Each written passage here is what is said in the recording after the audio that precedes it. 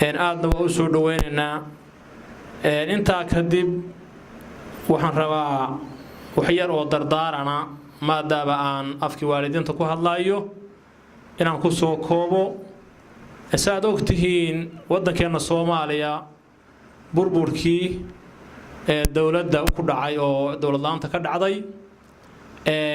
waxa ummaddu ku baxsatay haday tahay waxbarashada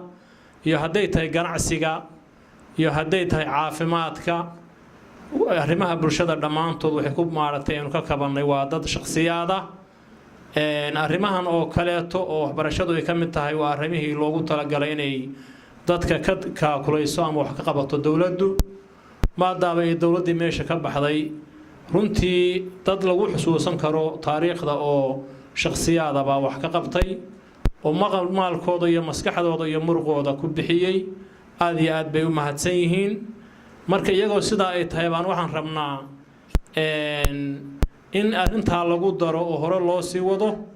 oo la iska kaashado haday tahay waxbarashada iyo haday tahay tayeynta waxbarashada in la iska kaashado oo qaybta ragga waxbartay iyo ragga ku dhex jira inay iyagu u sameeyaan xarumo waxbarasho in la iska kaashado waxbarashada marlabaad waxaan ku dari lahaa in wax la barto oo qofku intuu jaaniska haysto jaanisyo badan baa luma inuu qofku wax barto oo hore u socdo oo jaaniska ka faa'iideystona insha Allah waa ku talin lahayn mar saddexaad waxaan ku talin lahayn waxa jira dad badan oo aanay u suurtagelin iyagoo waxbarashada raba inay wax bartaaniin waad ogtahay dalkeena marka hadda boosaas dhex gasho dad badan oo nolosha ka dhacay baa jira dad badan oo darbijiif ah jira dad badan oo dan yar baa jira dad badan oo agoonnimo iyo waxyaabo badan ay maartay hareysay baa jira waxaan ku talin lahaa dadka ku jira waxbarashada ku dhex jira ama xarumaha leh oo ka mid tahay sahal jaamacadda sahal ama inta kale oo ay wakiiladu ka socdaan oo jooga in dadkaas noocaas ah laga taakulayo maadaama aanay sidaan hore u sheegay dawladii jirin in laga taakulayo waxyaabaha aanay awoodin oo waxbarashada ah intaasaan ku talin lahaa aad iyo aadna waxaan u amaaneynaa oo u soo dhaweynaynaa jaamacadda runtii waa dareemaynaa oo inta nooguma eka waxqabadkeedu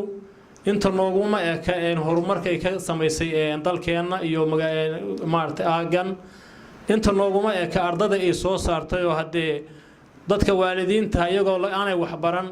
waa dadka daba taagan dadka wax baranaya oo way kala yaqaaneen jaamacadaha iskuulada iyo xarumaha runtii wax lagu barto tayadooda iyo horumarkooda way ka warhayaan xilligii la asaasayna way og yihiin marka insha Allah annaga oo runtii aadna ugu horena ugu hanweynayn hadeerna hadee horteena ay ku soo bandhigeen barnaamijyo cusub oo runtii laga faa'iideysan karo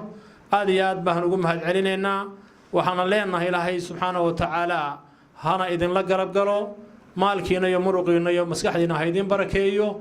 waxaana kula dardaareen ma halka inay ka sii laban Soomaalidu say u badan tahay hal abuurkeedu wuu soo degdegaa laakiin tayada in la sii hayo oo maamulka la sii adkeeyo oo hore loo sii socdo runtii aad iyo aad baa Soomaalida waxa la yiraahdaa way ugu gaabisaa oo waxa laga yaabaa wuxuu inay sii socon waayaan intaasaan marku soo gabagabeyn lahaa waqtigo yar mar labaad iyo mar saddexaadna waa idin mahad celinaa salaamu calaykum wa rahmatullaahi wa barakaatuh